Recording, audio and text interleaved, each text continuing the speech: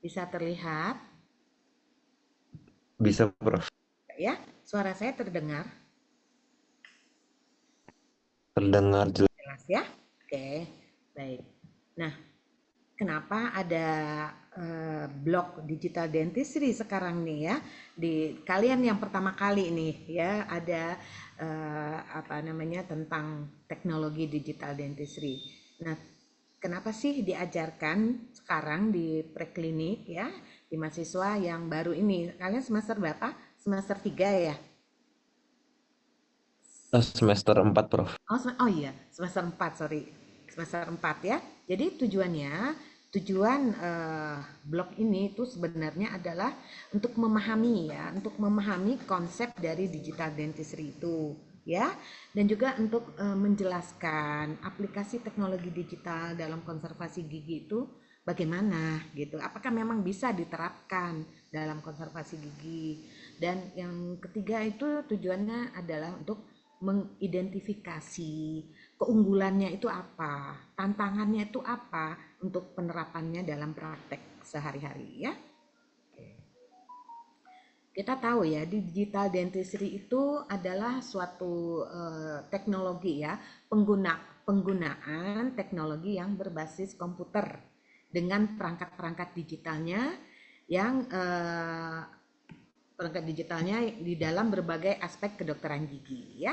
Nah, tujuannya apa? Tujuannya itu untuk menggantikan atau meningkatkan prosedur manual yang biasa dilakukan ya sebagai seorang dokter gigi ataupun mahasiswa kedokteran gigi ya, agar prosesnya itu lebih presisi, lebih efisien dan bagi pasien itu akan terasa lebih nyaman. Itu sebenarnya digital dentistry itu ya. Nah, penerapan teknologi digital ini di kedokteran gigi itu mencakup banyak ya, banyak alat-alat.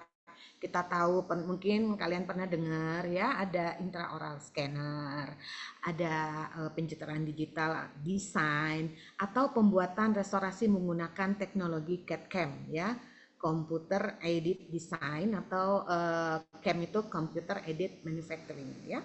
Serta ada juga teknologi 3D printing atau CBCT, AI ya, artificial intelligence. Nah, itu adalah bagian-bagian dari konsep penerapan digital dentistry di kedokteran gigi. Nah, jadi digital dentistry ini sendiri konsepnya itu dia itu mendukung ya, mendukung suatu konsep minimal invasif. Tahu kan minimal invasif? Ya, dia mendukung konsep minimal invasif dan juga berguna untuk diagnosis atau perencanaan serta perawatan gigi. Ya, nah sehingga prosedurnya itu akan lebih cepat, nyaman, dengan basis data yang akurat, sehingga pasien itu akan mendapatkan perawatan yang jauh lebih efektif dan bertahan lama. Nah, itu yang diharapkan dari digital ini, ya, teknologi digital di bidang kedokteran gigi. Nah, kita tahu bahwa pemanfaatan teknologi digital ini berkembang terus dan ini akan menjadi suatu standar baru ya di dalam praktek kedokteran gigi yang modern gitu. Nanti berapa tahun ke depan kita tuh sudah meninggalkan yang konvensional, pasti kita sudah menganut paham digital dentistry. Digital dentistry ini merevolusi ya, merevolusi konservasi gigi ya dalam hal apa? Dalam hal meningkatkan diagnosis ya. Kita bisa menggunakan digital dentistry untuk meningkatkan diagnosis atau untuk efisiensi dan tentunya untuk estetik juga ya karena dia sudah digital. Jadi kita akan mendapatkan suatu hasil yang jauh lebih baik.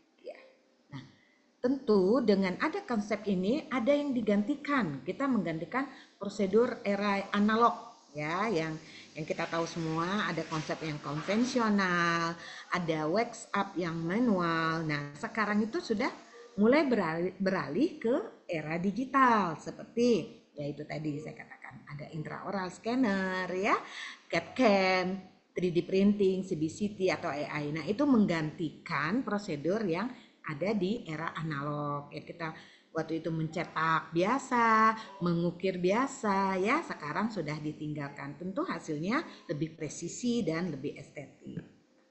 Kita lihat sekarang yang intraoral scanner atau uh, yang suka dipakai ya untuk melakukan pencetakan, untuk melihat ya, melihat kondisi rongga mulut. Nah, ini dilakukan pemindaian ya rongga mulut itu secara digital dan menggantikan prosedur di era konvensional ya. Dan hasilnya itu menghasilkan model yang 3D dengan presisi yang lebih tinggi gitu. Contoh-contohnya ada Trios, Aitero, ada Medit ya. Nanti bisa dilihat di googling apa aja contohnya. Dan juga uh, intraoral scanner ini bisa kita gunakan saat kita membuat suatu restorasi ya, seperti untuk membuat suatu restorasi onlay, inlay, veneer, crown ya. Kita bisa memanfaatkan teknologi ini. Nah, ini sekarang CAD-CAM. CAD-CAM ini gunanya apa? Gunanya yang satu untuk desain ya, yang komputer edit desain ya. Nah, itu untuk membentuk suatu desain restorasi digital, atau yang CAM-nya komputer edit manufacturing ya, itu untuk restorasi yang digital. Jadi sudah didesain dan dibuat suatu restorasi secara digital. Pasti hasilnya akan sangat bagus. Nah, contoh-contoh kasusnya sama ya, tadi saya sudah katakan untuk inlay, onlay, veneer, crown dan sebagainya ya. Prosesnya itu tentu akan jauh lebih cepat dan lebih akurat ya. Sekarang apa itu CAD-CAM ya? CAD-CAM itu CAD itu ya ada dua, ada CAD ada CAM ya. CAD itu suatu software sebenarnya. Jadi kita memanfaatkan software untuk mendesain ya, untuk mendesain suatu restorasi secara digital, untuk memindai bentuk ya. Kita scan ini. Jadi kita punya ini contoh 3D-nya ya, contohnya rongga mulut atau gigi pasien, dan juga kita punya kesesuaian dan penampilannya dapat ya. Nah, untuk yang computer aided manufacturing ini adalah suatu mesin yang dikendalikan dengan komputer seperti mailing atau printer untuk membuat restorasi berdasarkan desain yang sudah dibuat oleh CAD tadi gitu ya, oleh computer edit design tadi. Nah, jadi CAD-CAM ini ya dia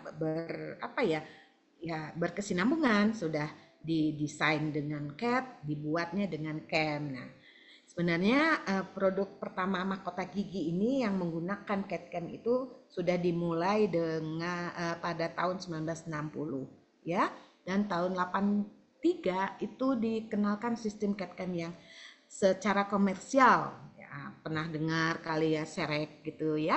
Nah, tahun 85 pengembangannya ada, sekarang tuh sudah mulai pengembangannya di chairside ya dengan CAD-CAM. Jadi satu kali kunjungan itu bisa selesai. Itu akan mempercepat ya. Jadi teknologi digital CAD-CAM ini dikembangkan untuk membantu dalam suatu perencanaan dan pembuatan suatu restorasi gigi. Apa sih manfaatnya yang didapatkan dari CAD-CAM ini? Seperti kita bisa membuat suatu desain atau pembuatan mahkota gigi, atau membuat suatu konstruksi gigi tiruan jembatan, membuat inlay atau onlay, desain atau pembuatan veneers ya, atau bisa juga merancang suatu alat-alat ortodonti ya, atau buat di implan atau gigi tiruan lepasan, atau sebagian yang gigi tiruan full ya, atau desain membuat suatu mouth guard atau alat lepasan tadi, atau perkiraan model rahang dari gigi pasien. Nah, itu gunanya ya. Di kedokteran gigi itu sebenarnya CAD-CAM itu terdiri dari 3 sistem ya. Yang pertama itu untuk akuisisi data. Nah, ini diperoleh dari teknologi pemindaian yang berbeda seperti 3D scanner atau pemrosesan data pada sistem CAD ya. Dia menciptakan dan memanipulasi data digital dari objek 3D-nya. Nah, ada sistem yang ketiga, yaitu memproduksi struktur yang dirancang dalam bahan yang diinginkan. Jadi klasifikasi CAD/CAM itu tadi sudah dijelaskan ya, ada subtraktif, ada adiktif. Nah, ini adalah teknologinya ya. Ada mailing, ada machining, ada 3D printing. Nah, ini contoh gambar-gambarnya ya. Kalian bisa lihat di sini contohnya. Oke.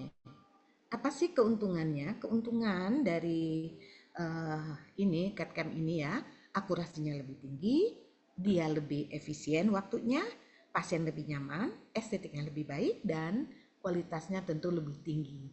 Dan tentu ramah lingkungan karena tidak perlu menggunakan bahan cetak dan sebagainya.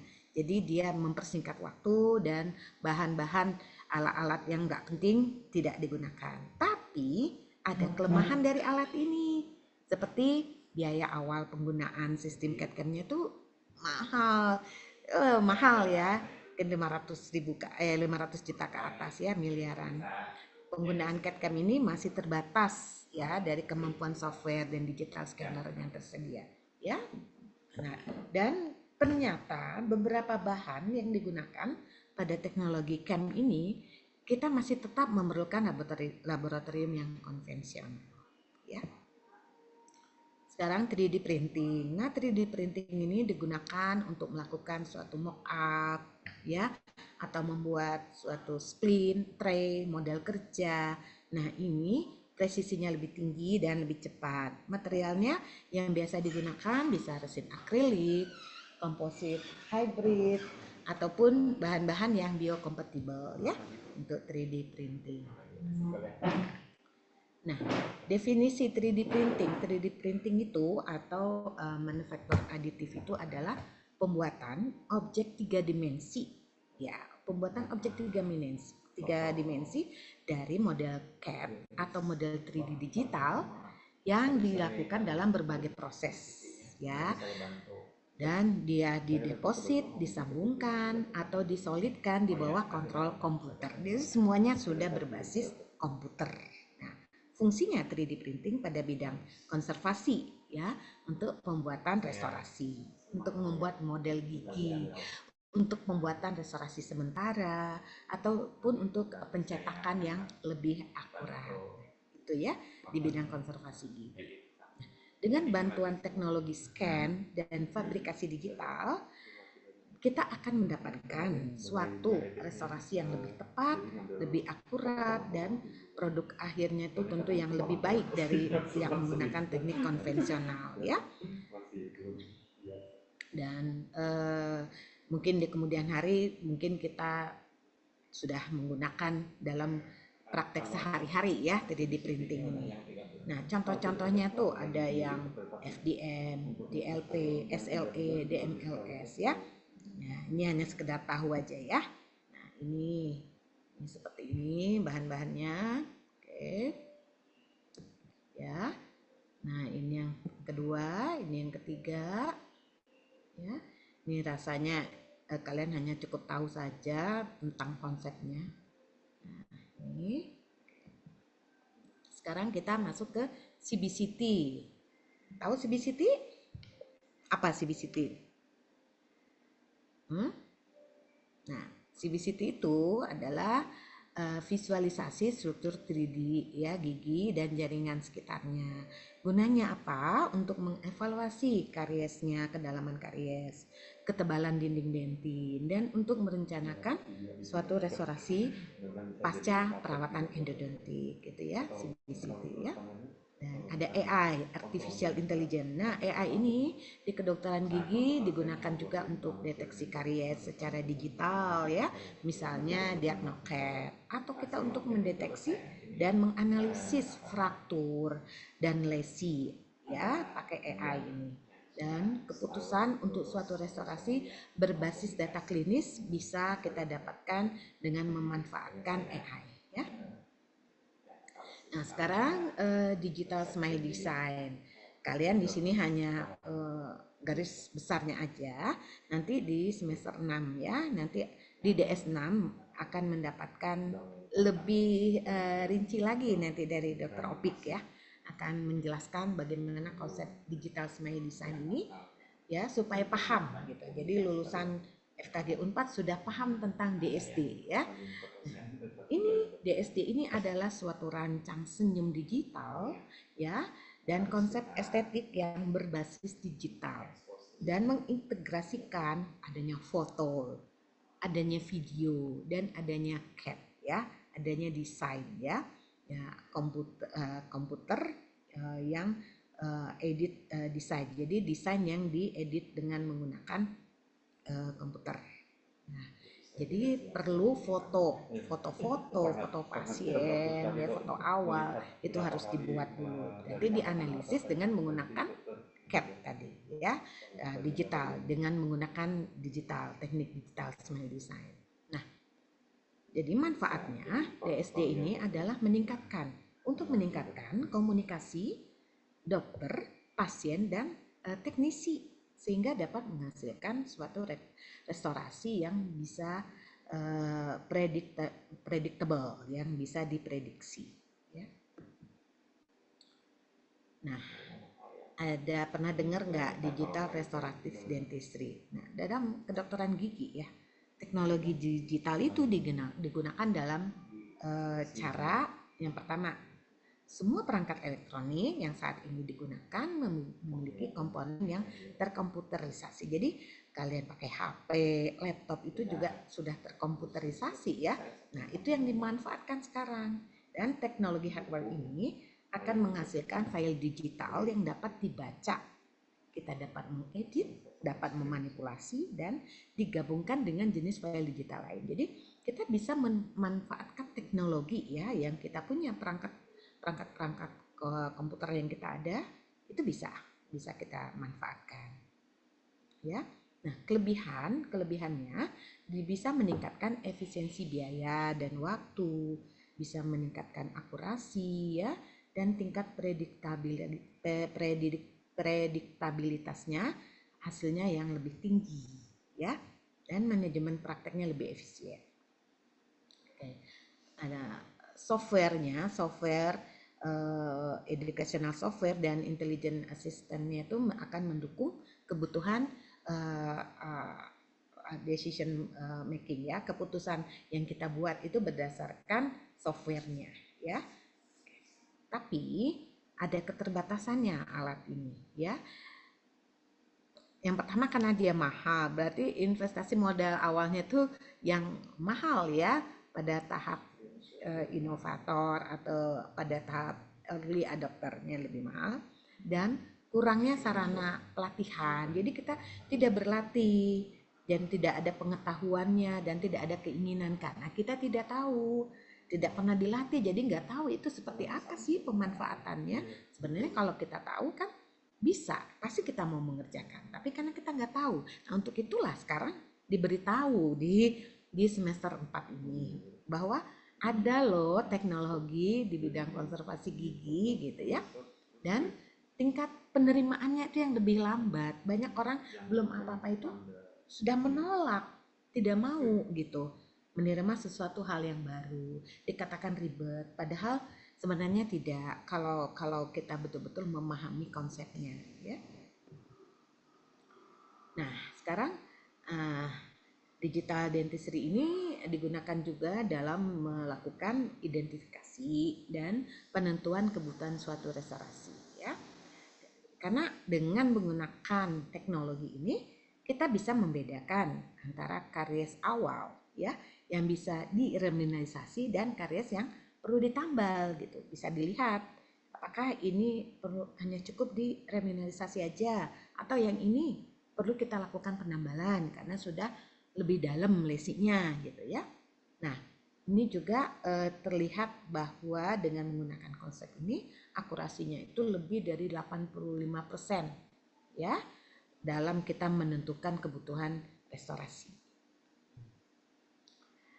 Dan juga dengan digital dentistry kita dapat mendeteksi kebocoran mikro leakage ataupun adanya fraktur atau keausan ya pada tambalan yang lama ya. Nah, itu bisa dimanfaatkan. Ya, ini contoh-contohnya. Juga dalam pemilihan material restorasi, ya. Yang kita tahu bahwa kita ada algoritma machine learning ya untuk memprediksi daya tahan suatu bahan restorasi berdasarkan tekanan kunyahnya atau kebiasaannya bruxism atau kondisi saliva pasien. Nah, itu juga harus betul-betul bisa kita jadi suatu pembelajaran ya, kita masukkan semua di sana.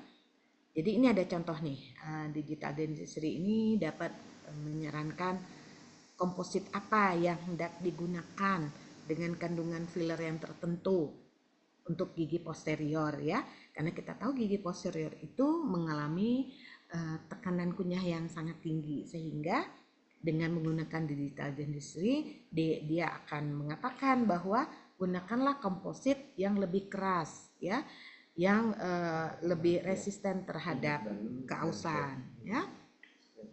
Nah, untuk pasien yang abrasinya tinggi, digital dentistry akan merekomendasikan bahan yang lebih tahan aus seperti bahan zirconia atau hybrid seramik ya. Nah, seperti itu. Jadi digital dentistry ini dapat digunakan dalam memilih suatu material restorasi. Nah, ini dalam merencanakan dan memprediksi hasil. Kita bisa gitu, belum dilakukan, tapi kita sudah memprediksikan hasilnya tuh nanti seperti ini, dan itu bisa kita sampaikan kepada pasien ya. Nah, perencanaan restorasi kita bisa dapatkan dari proses simulasi restorasi gigi itu secara digital. Kita belum melakukan ke pasien, tapi kita bisa mensimulasikannya secara digital ya. Kita bisa memodelkan bentuknya, warnanya, bentuk anatominya ya, supaya nanti kita bisa memastikan akan mencapai hasil yang sesuai dengan estetik dan fungsi dari gigi itu sendiri ya. Oke. Prediksi jadi dari hasil restorasi ini didapatkan dari mana? Dari analisis prediksi ketahanan restorasi jangka panjang. Nah, dengan digital dentistry dia dapat memprediksi kemungkinan bahan restorasi ini akan mengalami komplikasi nggak, seperti ausnya secara dini, gampang haus, atau gampang lepas, atau kegagalan adesi. Nah, dengan digital dentistry ini bisa diprediksi gitu ya, sehingga kita tidak memilih ini gitu, kita harus ganti bahannya ya, kita rencanakan secara baik ya. Dan juga dalam pengendalian kualitas suatu restorasi ya, digital dentistry ini dia membantu meningkatkan kualitas restorasi karena dia dapat mendeteksi kesalahan selama prosedurnya ya. Dan tentu kita membutuhkan foto atau video ya, yang itu bisa kita analisis untuk mendeteksi kesalahan yang terjadi, seperti misalnya adhesinya yang kurang optimal, tekniknya yang tidak bagus, atau ketidaksempurnaan dalam kita membuat kontur suatu restorasi, ataupun misalnya kecekungan fosanya yang tidak sesuai pada saat oklusi ya. Nah, sekarang setelah melakukan restorasi, digital dentistry ini untuk apa? Kita juga bisa untuk memantau bagaimana pasca restorasinya ya. Jadi pasien setelah selesai dilakukan restorasi, bisa dia dari rumah, dia bisa mengirimkan fotonya, dan kita bisa menganalisis dengan menggunakan digital dentistry ya. Jadi memantau jangka panjang terhadap restorasi pasien melalui telemonitoring ya. Jadi pernah dengarkan teledentistry ya? Bisa konsultasi melalui teledentistry, melalui suatu program. Nah, itu sudah termasuk digital dentistry ya. Nah, pasien dapat mengunggah fotonya, foto giginya secara berkala, misalnya 6 bulan sekali, untuk bisa dianalisis oleh kita. Dan dengan menggunakan sistem kita lihat apakah ada perubahan warna dari restorasinya, apakah restorasinya tambah lama kok tambah aus, atau apakah ada kebocoran restorasi, ya. Nah, seperti itu bisa dideteksi dengan melakukan pemantauan pasca restorasi. Di konservasi gigi sendiri, digital dentistry itu digunakan untuk menentukan diagnosis dan rencana perawatan. Seperti yang kita tahu bahwa kita melengkapinya dengan data-data pasien, ya. Dan kita juga dapat melakukan deteksi dini yang dapat intervensi tepat waktu, pencegahan, perkembangan penyakit, dan memfasilitasi pilihan pengobatan, ya, yang sekarang tentu konsepnya adalah tidak invasif, ya. Kita cenderung ke arah tidak invasif sekarang. Oke. Digital dentistry juga dapat menghasilkan suatu rencana perawatan yang dipersonalisasi dengan mempertimbangkan kesehatan pasien, faktor risikonya, dan hasil perawatan. Nah, itu penggunaannya.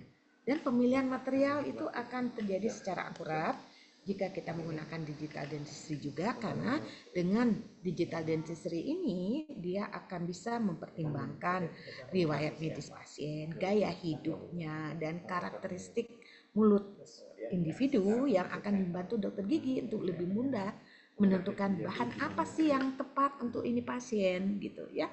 Hebat sekali ya digital dentistry ini. Jadi digital dentistry juga berperan penting dalam mengembangkan rencana perawatan yang dipersonalisasi, yang memprioritaskan estetik, ya, termasuk warna gigi dan alignment giginya, ya, lengkungnya. Nah, itu betul-betul dipertimbangkan secara akurat. Nah, ini contoh penggunaan CAD/CAM ya pada konservasi gigi. Ada kasus pasien laki-laki berusia 25 tahun datang ke dokter gigi karena merasa giginya tidak nyaman dengan hasil restorasi gigi sebelumnya pada gigi anterior nih, gigi 11 dan 21. Pasien ini ingin tambalan sebelumnya diganti dengan tambalan yang baru, yang warnanya sama dengan giginya, yang lebih indah, yang lebih estetik. Nah, setelah pemeriksaan klinis dari radiografi, ya, diputuskan bahwa bahan yang paling sesuai untuk memenuhi harapan estetik pasien adalah dengan CEREC blocks. Nah, karena keterbatasan waktu dari pasien, maka dianggap tepat untuk melakukan perawatan dengan teknologi CAD/CAM. Jadi CAD/CAM bisa langsung saat itu juga jadi, gitu ya. Nah, itu contoh penggunaan CAD/CAM pada konservasi gigi, ya. Kita bisa mengganti, kita buat, ya, alatnya dengan menggunakan CAD/CAM, CEREC. Ini contohnya, kita mau bikin crown dia nih giginya tuh nggak bagus nih. Lihat gigi yang gambar A, ya. Gambar A ada diastem, ada restorasi lamanya yang tidak indah, gitu ya. Nah, pakai CEREC nih, CEREC block nih. Terus dipreparasi, nah, dan dibentuk di cam, ya, dibentuk di cam seperti dari blok-blok ini dan dipasangkan ke giginya nanti, ya, dipasangkan jadi suatu crown. Nah, itu contoh penggunaannya, ya. Ada juga 3D print pada konservasi gigi. Ini contohnya misalnya ada pasien anak nih, berusia 8 tahun datang ke dokter gigi dengan keluhan gigi berlubang besar pada gigi belakangnya. Pasien ingin giginya dirawat, gitu. Ini contohnya, ya. Nah, ini seperti ini kita lihat pasien datang, ini ada karies yang sangat besar, terus dilakukanlah perawatan, pengisian, dan dilakukan dibentuk preparasinya, disiapkan giginya. Nah, dan dibuatlah suatu kayak mahkota, gitu ya, mahkota dengan menggunakan cam, ya, dan disementing, diinsersikan ke giginya. Jadilah hasilnya seperti ini. Ini contohnya, ya. Apa sih keunggulan dari digital dentistry ini? Keunggulannya yang pertama, akurat, dia lebih akurat dan punya presisi yang lebih tinggi dan tentu lebih efisien dibanding yang konvensional. Dan karena dia presisinya tinggi, ini akan minim kesalahan sehingga dapat mereduksi kesalahan manusia. Kalau manusia yang bikin secara manual pasti banyak salahnya, ya. Nah, kalau sudah dengan mesin, nah itu sudah direduksi kesalahan manusianya. Lebih cepat dan lebih nyaman ke pasien, komunikasi antar timnya lebih efektif, ya. Komunikasi pasien, dokter gigi dan lab. Jadi bisa lebih efektif gitu, bisa pada saat itu juga gitu ya. Tapi ada tantangannya. Tantangan dari digital dentistry ini yang pertama adalah biaya alatnya lebih tinggi ya. Terus adaptasi teknologi, perlu adaptasi teknologi ini gitu ya. Tidak begitu saja bisa diterima ya. Sistemnya kurang kompatibel, kurang bisa ya tidak kompatibel ya bagi semua orang. Dan butuh pelatihan dan integrasi kurikulum ya. Nah, inilah kalian di semester ini diperkenalkan dengan digital dentistry. Di dunia pendidikan juga kedepannya nanti praktikum yang dilakukan juga akan berbasis digital ya, tapi nggak tahu kapan gitu. Yang penting kalian sudah tahu ilmunya, tinggal nanti mengerjakannya saja. Dan ada latihan intraoral scanner, ada CAD/CAM ya, ataupun simulasi bagaimana melakukan suatu restorasi secara digital ya. Oke, saya simpulkan bahwa digital dentistry itu adalah masa depan bagi konservasi gigi ya. Dokter gigi perlu menguasai teknologi ini untuk praktek yang lebih presisi dan konsep minimal invasif. Ya, pengembangan dari teknologi digitalisasi dikembangkan untuk membantu bidang kedokteran gigi untuk melakukan diagnosis, perencanaan, dan perawatan restorasi. Ya, perencanaan dan perawatan restorasi gigi akan lebih optimal jika memanfaatkan teknologi digitalisasi dengan penggunaan perangkat lunak yang berbasis digital dentistry dan dibantu dengan 3D dan CAD/CAM. Oke. Hasil restorasi menggunakan digitalisasi itu dapat lebih minimal invasif ya, dengan hasil restorasi yang lebih presisi, dengan prosedur yang lebih nyaman, lebih cepat dan hasil yang lebih memuaskan. Oke. Nah, ini beberapa referensinya ya. Lumayan referensinya banyak. Oke. Sudah cukup dari saya, mungkin demikian. Oke. Mari kita berdiskusi, adakah hal-hal yang mau didiskusikan untuk digital dentistry ini? Karena ini hanyalah pengenalan ya, hanya memperkenalkan saja kepada kalian bahwa saat ini konsepnya itu kedokteran gigi yang modern itu sudah menggunakan konsep digital dentistry ya, tidak manual lagi seperti kayak pencetakan. Kita sudah melakukan pencetakan saat ini, bukan kita ya, maksudnya saat ini tidak perlu lagi menggunakan bahan cetak, tapi cukup dengan menggunakan scanner, di scan tuh giginya di scan gitu ya kan, nanti dapatlah model gigi. Nah, jadi dikirim ke lab, tinggal dibikin itu bahan restorasinya ya. Dan juga kita perlu ya, digital dentistry ini sangat perlu banget. Kadang-kadang ada bagian-bagian yang di dalam ataupun yang di antara gigi yang tidak terlihat gitu. Nah, jika kita sudah scan, itu bisa terlihat, oh ada ini ternyata, oh ada ini ternyata. Nah, itulah ya, sangat bermanfaat sekali. Emang harganya mahal ya kan, kalau mau lengkap itu semua bisa 1 M ya. Nanti kalian bisalah patungan ya sama teman-teman, ayo kita beli gitu ya kan. Ya, tapi nggak apa-apa, kita nggak punya alatnya, yang penting kita tahu ilmunya gitu ya. Siapa tahu, kita nggak tahu ya, masa depan kalian jadi dokter gigi berapa tahun lagi ya, mungkin sekitar 4 tahun atau 5 tahun lagi, siapa tahu bekerja di klinik yang sudah menggunakan intraoral scanner dengan teknologi CAD/CAM ya, supaya nanti pas datang, oh nggak bengong lagi, ini apa sih ya, ini apa sih ya, kayak orang desa turun ke kota gitu ya kan. Oh gini ya, janganlah nanti malu-maluin Unpad ya. Jadi harus paham seperti itu. Ya, kira-kira gimana? Mudah dipahami nggak apa yang sudah saya sampaikan tadi? Ya, jika ada hal-hal yang belum, nggak apa-apa kita diskusikan. Dan untuk penggunaannya, contoh penggunaannya nanti kan bisa di DS6.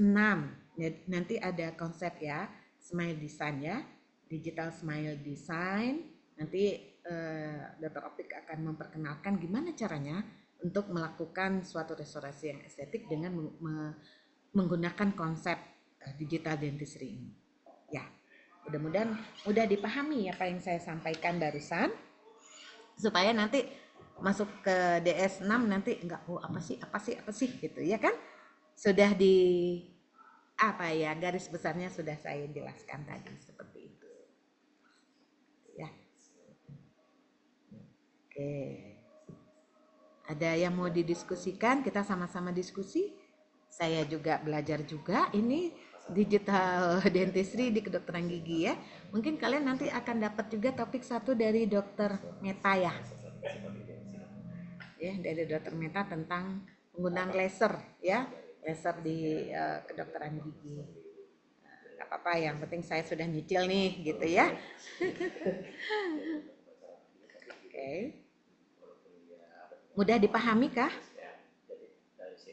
Ya, mudah-mudahan bisa dipahami. Jika seandainya belum paham juga, nggak apa-apa. Nanti sama-sama belajar. Kalian buka-buka aja. Banyak kok di internet ya, di googling, dipelajari lagi gitu ya. Apa sih yang penting kalian udah tahu digital dentistry itu apa? Konsepnya itu apa yang diterapkan, terutama di bidang konservasi gigi ya. Untuk apa itu sebenarnya gitu. Biar tahu nih gimana cara penggunaannya ya gitu kan. Nah, itu tadi saya bilang ada teknik, ada cap-nya untuk ngedesain, ada cam-nya untuk mereproduksinya gitu ya. Nanti akan diajarin di DS6 contohnya ya. Oke. Ada yang mau bertanya kah?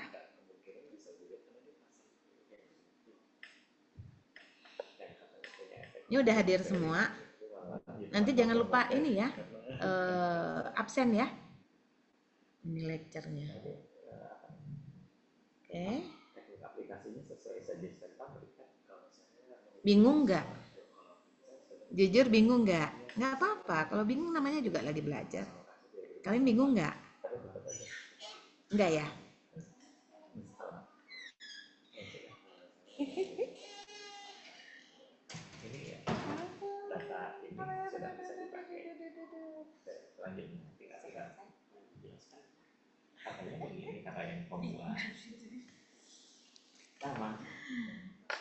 Ada lagi yang mau di ini? Saya lagi di Sekelwa ini ya.